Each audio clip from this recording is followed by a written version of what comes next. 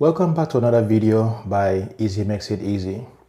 In this video, I will be covering the fundamental pillars that are necessary when designing, implementing, deploying, maintaining, and managing AI agents in production systems. So these techniques and these strategies and tips, I believe, will help you when you are planning to design the next AI agent that you're trying to build for a production scenario. So the pillars include, and it starts with the user in mind. Everything that we're going to be designing, whenever we build an AI agent, you have to consider how this is going to be used, who is going to be using it, and what are the constraints that surround this particular agent that you're trying to design. So is it going to be a voice-based agent? Is it going to capture input? Will it generate output in the form of image or audio or any of those scenarios? So this is what drives everything that you design about an AI agent. You don't start by thinking about MCP, thinking about A2A protocol, thinking about context engineering and all these things. The first thing and the most important thing you have to bear in mind whenever you are in the space to design or to implement or to deploy any agent has to be, how would the user use this, and what are the parameters that present constraints to that and to those use cases. So that's the first thing you have to consider. Security is actually more important, but I'm putting this as a second thing because it also ties back to the user experience. So if this is not secure, then the user will not be happy when they are using it. Data quality is very important because you cannot make a great meal using ingredients that are expired or rotten. So if you have rotten food ingredients, unless maybe you are trying to prank someone, you cannot create good quality meals from ingredients that are not of good quality. So have this mindset when you are designing and implementing agentic systems. The quality of the data that you're using to empower the AI agent is very, very important. Now, tying back to the data quality is the data pipeline. So how is the data being routed from the original source to the AI agent that needs it to make the decisions? So setting up high quality, scalable, and effective data pipelines makes this very, very important. Tool calling architecture, this is where things like the MCP, the Model Context Protocol, comes into play because it is one of the best ways to accomplish this today with reason. So the tool calling architecture, you have to do that. When you have tasks that are very large and you have to split them into subtasks or subdomains, then it is important for you to have these agents focus on the particular task that they're supposed to do. And you have to provide mechanisms to allow them to collaborate so that the different tasks can be received by the agent that needs it, and you are able to exchange, callback, pass data, maintain state, all these different things. When it comes to multi-agent collaboration, you need this to be effective.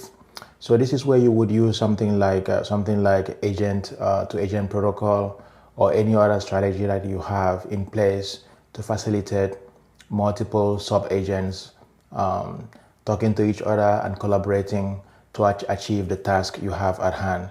And the language model selection goes back to the user experience. This is what is going to drive the selection of this tool, particularly when you are using multiple agents. You have to consider the latency, the quality of the response, the cost, the financial cost, the performance of this model, whether it's open source, whether it's proprietary, whether it's a small language model, a large language model. All these different things have to factor in when you are making the decision to choose any particular language model. You don't just go with a particular language model and think that that's good enough. You have to reflect on why this language model will be needed before you use it. This also goes with some of the services, maybe data stores or the AI services that are used in data pipelines, the embedding model, all those different things that you might need. Picking the right tool is something that you have to pay attention to and spend some time on to reflect before you make your final decision. And nobody wants to talk to any agent that forgets what the objective is. Imagine calling a customer support agent and you tell them your name, your address, your zip code, and they keep asking you this question, requesting this input maybe every 30 seconds. What's your name again? What's your zip code? What's your address? What's your phone number? All those things are things that we take for granted when building agentic systems, but having the right memory design is very, very important when we are building this system. So we'll talk about memory and how it makes the agent smart and make it effective. It's part of the data quality and the data pipeline, but it's something that I wanted to call out separately because the short term, the long term, and the working memory, all these concepts are things that you have to put in place when you want to design agentic systems that are effective. And finally, the next the other topic that we're going to cover, subtopic we're going to cover in this video, is that it is important before we spit out any output, either an intermediate output or final output to the user, we make sure that we have verified that this is what is actually necessary to accomplish the goal. So don't just spit out answers at random because you trust the language model. Have some sub-system or sub-agent or sub-process or some kind of tool that can reflect on what has been generated, whether it's the intermediate or the final output, and then you verify this with some constraints before you send this back to the calling client or to the user that is trying to use this. So having some kind of built-in reflection and validation mechanism inside your agentic system would ensure that your end user, going back again to the user, your end user will have a great experience when they are using this. So the data quality, data pipeline, the memory, the language model, all these things will help you to have the right architecture for reflection and validation before the final output is presented to the calling user or to the calling client. So these are some of the key pillars, and we're going to start going deep into each of them. So if you start with the end user in mind, you're going to make sure, and this will help you to design a system that is effective. So this drives everything from the user interface to the language model selection to the tool selection. All these different things are very, very important. So if I'm trying to design a voice system, I have to consider, okay, how long do I want to wait to get a response back from the server? What can I be doing in the meantime to make sure that the experience is pleasant to the user? What data sources do I need to route the information to the different tools, to the different language models? All these different things, when you start with the end user in mind, this really grounds you and allows you to make the right choices in everything that you pick. So doing this allows you to create relevance. The user will see this as something that they actually need for their life or for their business or for their career or for whatever task they're trying to accomplish. If you don't do this with the user in mind, you can end up spending a lot of time investing energy and resources and money and hours to create something that will not be used. So when there's no relevance and it's not really helpful to the end user, it will not be adopted and the user will not trust it. So you want to make sure that whatever you create is having the end user in mind so that it will be trusted and it will be adopted when it is done. So customer satisfaction, user satisfaction has to be your highest priority. when you are designing these AI agents and systems. So I think this is the first point I wanted to drive, and I hope you would reflect on this as you are designing your next AI agent or agentic system. So that's the first thing. The next one has to do with security. Security is very important.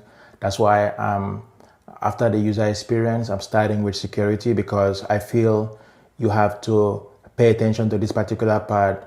If you don't do so, it would destroy your reputation. You can invest hundreds of millions of dollars and billions of dollars to create a system that is great and works very well. But if security is ignored, you will end up in regret, because if you end up having a security vulnerability or a breach that erodes the trust of your customers and their data is exposed, or something bad happens, then it is on you to resolve that and to find a way to fix that reputation. Sometimes it is not possible to fix it, and you have to live with what you have done. So security is very, very important. A lot of times I see when I'm mentoring engineers and architects, I see people put plain text credentials in the application, passwords, service keys, API keys. Sometimes they try to use environment variables, and this is not a great idea. So if you are building an AI agent and you are doing this, please reflect on what I am saying. It is only a matter of time before you end up in trouble. Someone that is very gifted and they have a lot of time on their hands can find a way to extract these environment variables, and you will pay for it in the end. So if you're doing this for like a small demo, it is okay. But for production system, which is what I am focusing on this channel, I strongly recommend against doing this. So how do we avoid this? If you have systems that support the integration of managed identities, so like certain Azure services, you can use user managed identities or system defined identities.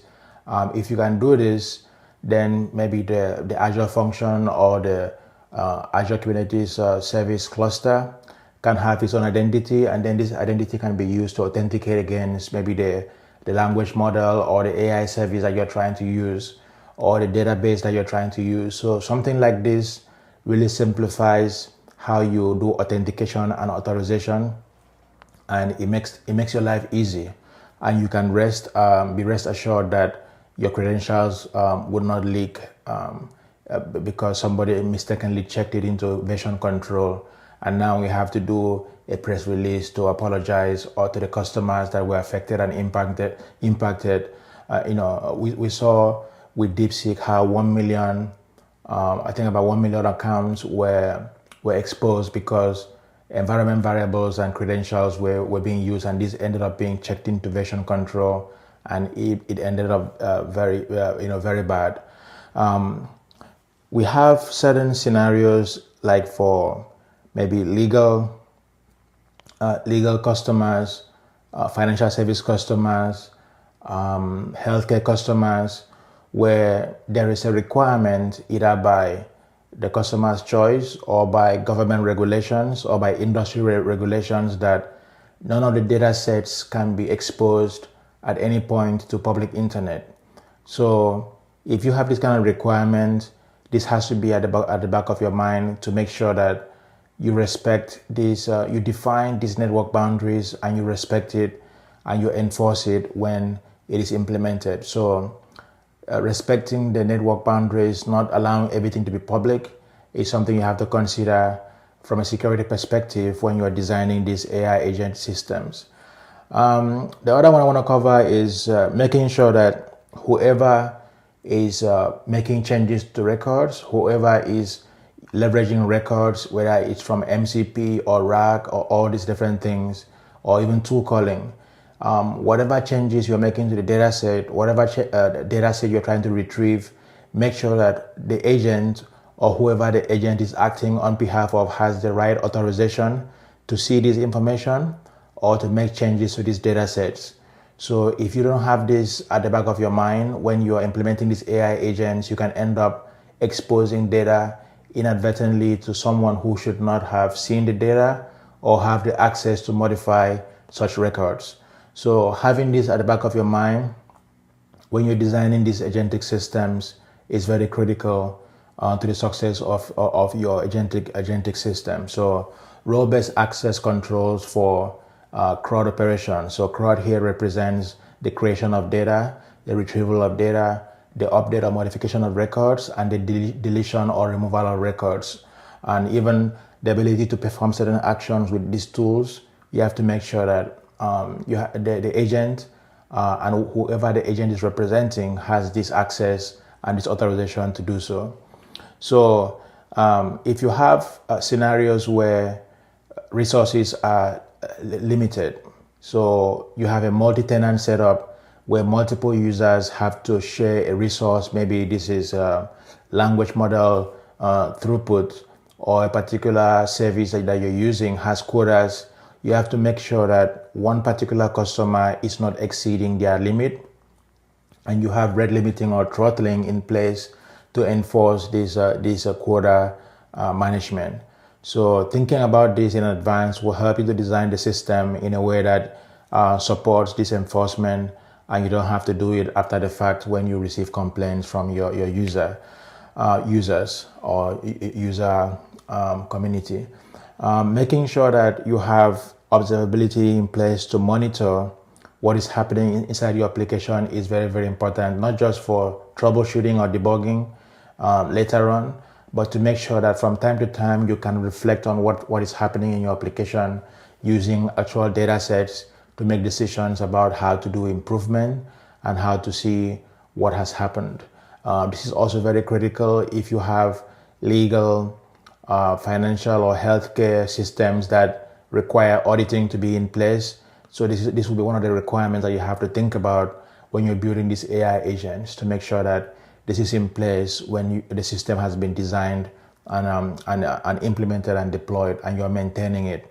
So having some sort of observability, logging, monitoring service in place to keep track of everything that is happening in the application is very important, while also respecting the privacy of your customer. So I wanted to cover this because I think this part is important. So whenever you're designing any AI agents, please reflect on this and consider this as part of your design at the very beginning, not after the fact. The next thing has to do with the quality of the data that is used. Now we call this context engineering, or might call it MCP, we might call it retrieval augmented generation.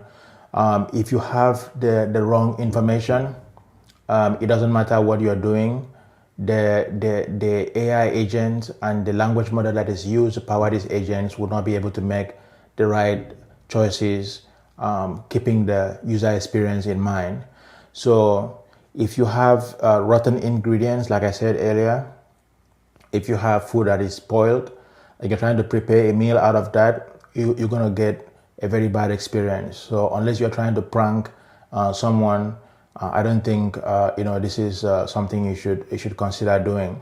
So if you don't have high quality data to provide the context that is needed for your language model to make the right choice for this AI agent, then you end up with problems. So you have to make sure that the data structure, the accuracy, the age, and the quality of the information that is used in this language model is accurate at all times. So this can not be something that you want to compromise on.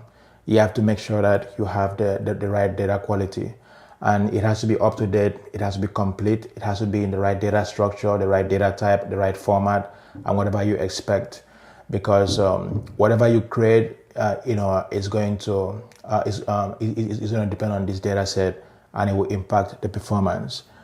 When we have agentic systems that use poor quality data, this erodes trust, it reduces adoption, and the experience is not great. So we are going back again to the user experience and to the customer experience.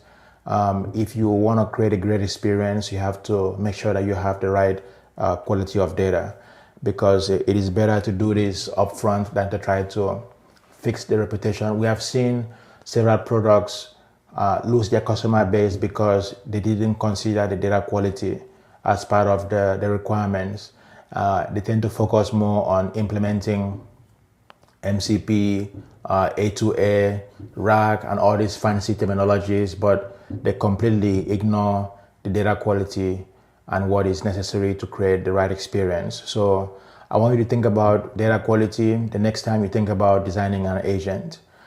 So that's it for data quality. Now, to support data quality is the data pipeline. So if you don't have the right pipeline in place, then it becomes a problem.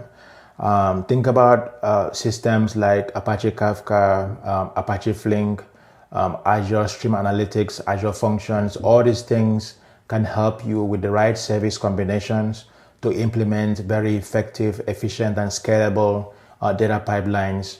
There's just a lot of examples depending on the scenario. I tend to focus on near real-time data pipeline scenarios where you have something that is happening and you need to have the data quality up to date to the nearest sub millisecond, sub-second scenario. So with these systems in place, you can quickly enrich, you can quickly filter, you can quickly modify the format, the data structure, and all those things. Whatever is necessary for us to do the context engineering to provide the language model what it needs to make the decision is very, very important. So consider how fast it is able to handle and how long it's taking to prepare the data to have the right quality. Making sure that the system is reliable and you can actually depend on the output is very, very critical for allowing the language model to have what it needs to make the decision and to make your agent look smart and look effective. So this is very, very important. You should never overlook data pipeline. A lot of times we focus on this on all these trending topics and we ignore going back to the basics to learn something like Apache Kafka, learn something like Apache Flink, learn something like Azure Function, Azure Stream Analytics, and any other data pipeline strategy that you may have learned in the past. Whatever you're comfortable with, just make sure that you use that to ensure that your data quality is good, because the focus here again is to make sure that all of this is secure and you're able to create a great experience for your user when all is said and done. So that's what I wanted to talk about. Now, when it comes to the ability to use the language model to perform actions, to retrieve records, to modify records, to delete records, to do all those things, having the right tool architecture in place is critical and is very, very important. Language models need tools to act. So when the language models were first originally brought to us, OpenAI, GPT, and all those different things, even the open source models today. In the beginning, these language models did not have a mechanism of performing actions. But now we have the ability to do this by letting the language model tell us what they would like us to do, and then the application can now invoke these functions or these tools to perform the action. So if you have a language model that wants to turn on a camera, to capture a video, to record the video, to upload the video, all these things have to be done using tools. So until recently, we had to hard code the action to the function in a one-to-one manner inside the code, and this manual process usually used to take a lot of time. But with the arrival of the model context protocol, this has really simplified things, and you are now able to leverage tools that are available from third parties or from other teams in your organization to perform these actions inside the AI agents very, very effectively. So you have to make sure that the tool descriptions are accurate so that your agentic system or your AI agent that is using a language model to perform this action is not confused So try to avoid having tools that are too similar in what they are doing in a particular domain, and make sure that the description is very clear. Don't just assume that because you have provided a function name, the language model, because it's smart, its AI would figure out how to pick the right tool for the action. So provide the expected input parameters, provide a description, provide the return type, and let the language model have everything that it needs to make sure that it picks the right tool as close as possible to 100% of the time when it is making those actions to either call the function or retrieve, update, delete, or modify the record. So model context protocol allows you to bring this in dynamically on the fly. So over time, the services, while the agent is still running, the tool providers can be restarted and tools can be dropped, modified, or added to allow the agent to perform effectively. So this is very, very important when you are designing systems that need to have minimum configuration. So you don't want to be doing constant deployment. You want to just separate the tool out from the agent and then bring in a protocol like MCP to provide these tools in a way that can be filtered, in a way that can be managed effectively, so that the language model that is using these tools to perform the action is not distracted by so many tools being available and provided to the context. So at any given time, you can use certain strategies to filter what tools are provided for your agent to make sure that it has just what it needs and it's not distracted when trying to perform the actions. So let's simplify the decision and make sure that these tools map clearly to the target objectives of what the AI agent is designed to accomplish. So right now, there are scenarios where you may not need to use MCP if it's just maybe 2 or 3 tools and you're not going to be sharing these tools across multiple agents. But if you have a need to separate it to make it modular, then MCP is the right strategy for that, because if you deploy it in one programming language, it can be used across multiple agents in any programming language, because depending on the protocol and the transport mechanism, you can use it pretty much anywhere. So tool calling is very, very critical to allow the agent to act and also to retrieve data sets and make use of the data sets in the actions that it wants to use to accomplish the goals, and also to make changes to records. When you have tasks that are not so simple, and you have the need to split these agents into different domains, then you need to have the right protocol in place to facilitate multi-agent collaboration. So a lot of times we may have one task that can be broken up into identical subtasks. Sometimes we may have one task that is split into separate tasks that are across different domains. For example, let's say maybe we're trying to find the best airline ticket.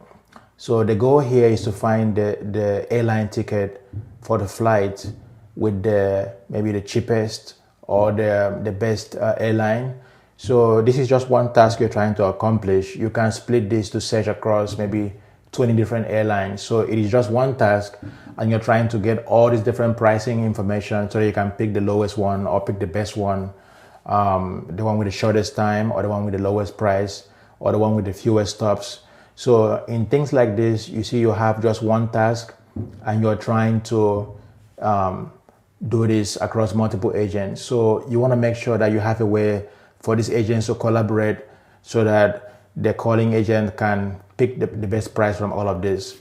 There are also sometimes that maybe you may want to break it up into separate domains. So maybe you have a travel agent that is trying to book airline, to book flights, to book hotels, to book car rental, to book experiences and activities and all those things. As you can see here, we have different domains that we want to cover. So all these agents have to find a way to collaborate so that the final product, which is the vacation planning, is done, is booked, and the user experience is accurate. So these scenarios makes it necessary for us to find mechanisms to divide and conquer, break up the task into sub agents so that one agent is not distracted with too many tools that are going to be needed or too many system instructions that are going to be needed to accomplish this. So if you simplify the system instructions or system prompts or system messages into specific domains or specific tasks, then you allow the agent to have the best opportunity to come up with the best answer for that task. So that's one thing that I've noticed when designing these agents. So we try to not make it distracted or overloaded with too many information about all the different permutations and combinations of scenarios that it can encounter. So having it broken up into subtasks or subdomains is one of the ways to make sure that your agent is effective.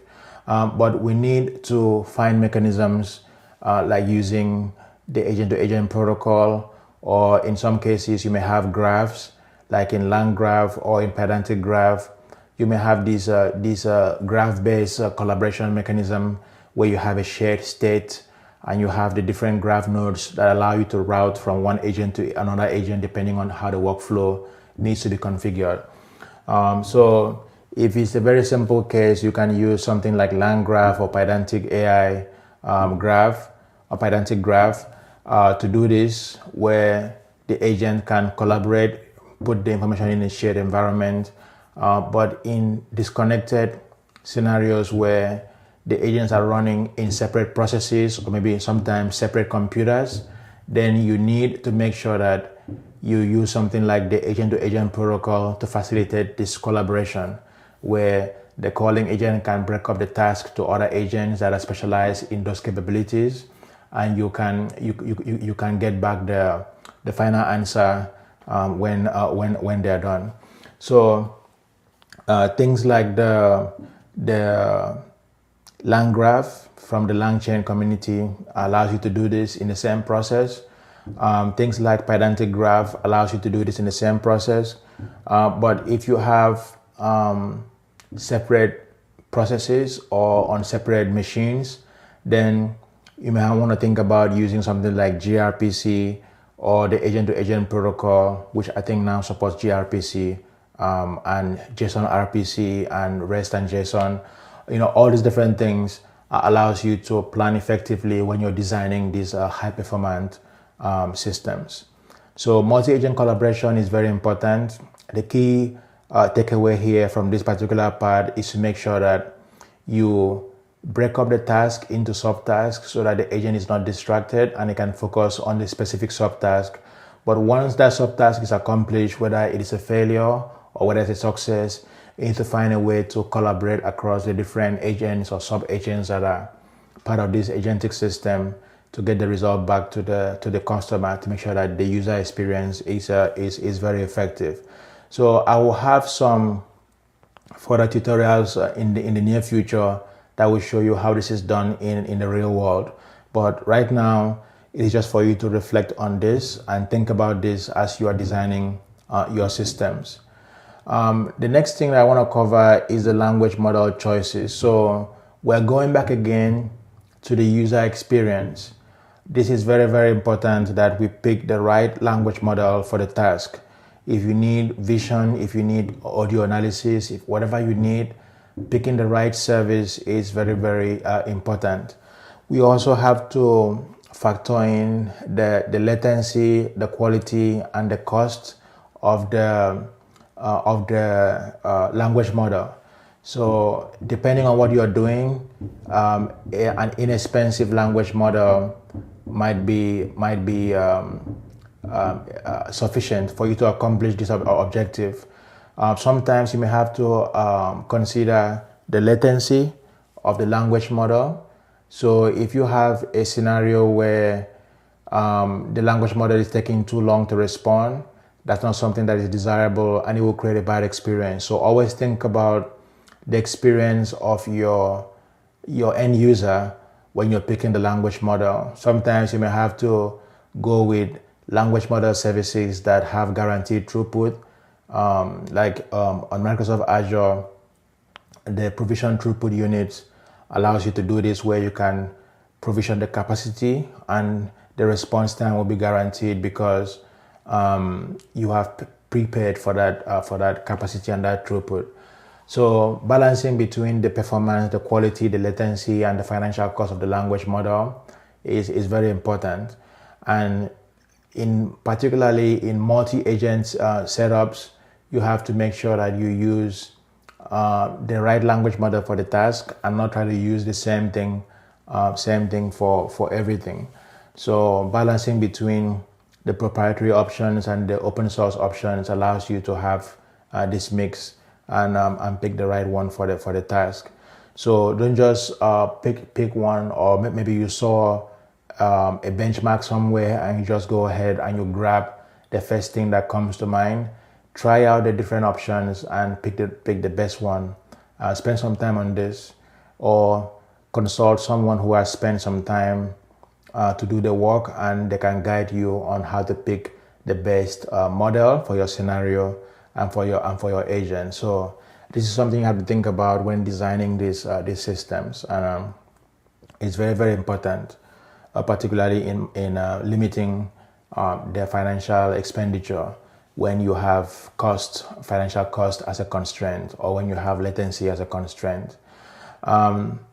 It is very frustrating when we deal with agentic systems that keep forgetting, and you have to keep reminding it what the task is, or having to provide input again on something you've already provided. So sometimes when we have phone calls with customer support agents, we get frustrated when we have to keep telling them something we have presented before in the conversation earlier on. These agentic systems are like that. You have to make sure that you have the right infrastructure in place to have the short-term memory, the long-term persistent memory, and the working memory. They call it context engineering nowadays, but combining tools, combining different strategies, you can maintain state inside your application. You can keep track of what has been said. You can summarize what has been said so that the context provided to the language model is always accurate at all times, and this will help you to provide the best experience. So the agent must be able to keep track of what has been said and have a record of what is relevant to that particular user experience. So we might use key value stores, we might use document stores, we might use graph stores, whatever data store that is needed to provide this experience, to provide this ability, is something you have to consider to do that. So there are times where we can use Redis Cache, a key value store, Cosmos DB, a document store. We can use Neo4j, which is a graph store. Sometimes relational stores are what you need to do it. So just consider picking the right data store for your scenario, and make sure that your agent is able to remember things that are relevant just for the transaction and things that are relevant for the long term. So if I mention that I have an allergy, this is something that needs to be stored persistently.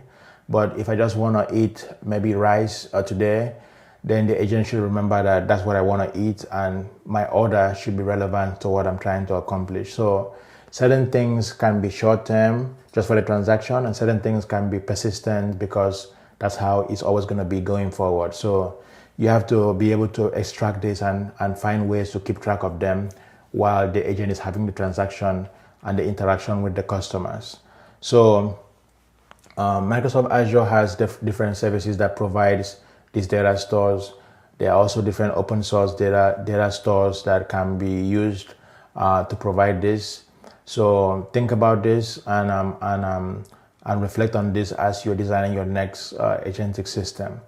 You can leverage the model context protocol as a front end for these data stores to keep track of whatever is happening in your application.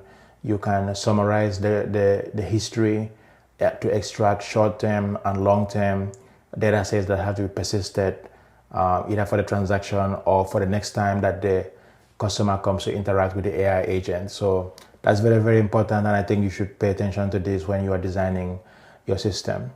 The next thing I want to cover And a very important one is how to reflect and how to verify what you are about to give out to the end user, either as the final product or as an intermediate output that will be used as input in the next stage of the agentic system workflow.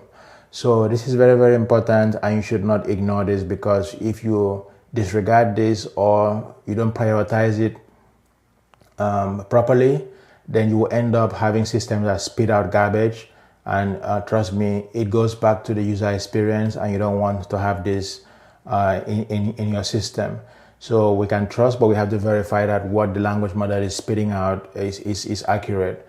In multi-agent workflows, we can assign maybe 1 or 2 agents to verify that the intermediate or the final output that is going to be presented to the user is accurate and meet all the constraints and the criteria before we present that as the final output to the end user, or as an intermediate output that will be used as output for the next or subsequent stages in the workflow. Making sure that we have these loops in place to verify the accuracy will help us to gain the customer trust, the user's trust, and make them come to rely on this. And if you have trust, if you have reliability, then adoption and use would also increase because of that. We have to have methods in place to verify accuracy. Some of the strategies could be maybe using embedding models, using similarity algorithms to compare that something is accurate, something is close as possible to what you want. We might have even tools in place to verify that what we are receiving and we're about to spit out is accurate and correct. So you think about what works best for the best user experience, and that should guide you on how you can reflect and verify what you're about to send out before giving the customer or giving the next agent in the process or workflow that intermediate output that is now input for that particular stage. So now we're gonna go over a recap of what we have discussed so far. We covered user experience. This is very important. You cannot ignore this. Everything starts and ends with who is using your application. So if you don't prioritize this, you will end up creating something that will be discarded or not adopted. And if it's a real business, you will suffer financial losses, and your competitor would take advantage of this. Security is very important. Everything starts and ends with security. It's part of the trust system. So making sure that you pay attention to the things I mentioned for this particular subtopic. Don't put passwords in the application. Don't put credentials in the application. Don't use environment variables for production systems. In development and proof of concepts, that's fine, but try to always use managed identities. And in scenarios where you cannot avoid this, then use the managed identity to auto-authenticate with something like Key Vault, and then the credentials can be stored there. But even that, I don't recommend that. Always try to leverage managed identities and services that support this, so that you can avoid the need to store passwords in your application. Data quality and data pipeline is very important. Garbage in, garbage out. You cannot use stale, expired, or rotten food ingredients to create a great meal. So think about this as you're designing your system. This is very important. If you disregard this or you don't prioritize this, you will create a bad experience. Remember, it is always about the user experience. So when this is not prioritized, you end up with the wrong system design, and it's going to cause a lot of problems. Picking the right tool architecture, MCP seems to be the trending strategy to do this today. So having this in place will help you to provide context to the language model, and your agent that is powered by this language model will be able to make the right choices when you are using the system. In scenarios where we have to take a particular task and break it up into subtasks or subdomains, having the right infrastructure for multi-agent collaboration is critical. So if the agents are running on separate systems or separate processes, then the agent-to-agent protocol is the best strategy for that. If they're part of the same process, you can use strategies like the land graph or the pedantic graph strategy in Python to monitor and also pass information around between the different agents that are part of the code. So tool calling and multi-agent collaboration is very critical, and depending on the technique that you're using and how the agents are deployed, they can be in the same process or they can be in separate processes, and the architecture and the technique and the tactics that you use to collaborate between them would depend on how the multi-agent setup is done. And then language model selection has to do with picking the best language model for the job. So think about the cost, think about the quality of the output, think about the latency and the performance of the language model when you're making the choices. Also consider the modality of your use case, going back to the user experience. So as you can see, all of these things here tie back to the user experience, and that is what is the most important thing you have to pay attention to. Going back again to user experience, you don't want your agent to keep asking you what your name is every 3 seconds because it has forgotten what your name is, and certain critical information you've provided in the earlier part of the conversation. So making sure that you have effective designs for short term, for long term, and for working memory while the transaction is still active is very, very important for your system.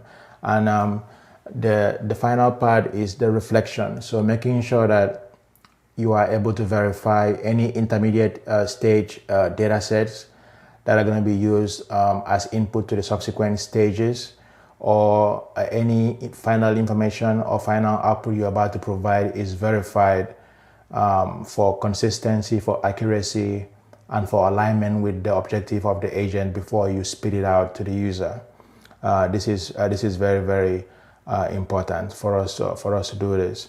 So this is what I wanted to share with you. Just make sure that as a final thought, you think about your end user in mind. Find ways to keep track of the effective tools and strategies that the industry is using, so that you can build systems that would work well together. Making sure that you pay attention to what your customers need, what your end user needs, and creating something that will always be relevant to what they need would help you to have your agent being adopted by a lot of people. So you saw how ChatGPT, when it came out, it was because it was designed with the user in mind. ChatGPT competitors may not have done this, but because ChatGPT was created with the end user in mind, that really created the wow factor, and that was what was responsible for the adoption. So any system that has this user experience as part of the core priority of why the agent is implemented will have this effect in the end. So if you start with the user experience in mind and everything revolves around that, then you will have good adoption, and you will end up with a high quality products. So your agent must be able to collaborate, remember, and reflect on what is done, and try to balance, between financial costs, the quality, and the performance of the different tools that you're using, and pick the right provider that can provide what you need. Don't try to do everything yourself, and don't try to set up everything by yourself. So whoever can help you, whether that is another consultant, another engineer, or a cloud provider, try to outsource as much as you can outsource, and just focus again on the customer experience, on the end user experience. If you do this, you will always end up with a service or an agent that has wide adoption, has excellent customer ratings and satisfaction, and there will be trust in the long term, in the short term. And if you're trying to make money, you will make the money. If you're trying to get recognition, you will get the recognition when you have the end user in mind. So that's what this particular video was about. If you think this was helpful, please give it a thumbs up, like it, and then share it with someone else you think would benefit it. Repost it, reshare it with another person. Also, if you would like to see more of this type of content, please subscribe to the channel. And when similar videos or similar contents are uploaded again, or whether it's a live stream or a live broadcast, you'll be the first to find out. And I hope to see you in the next video, and thank you very much for your time today.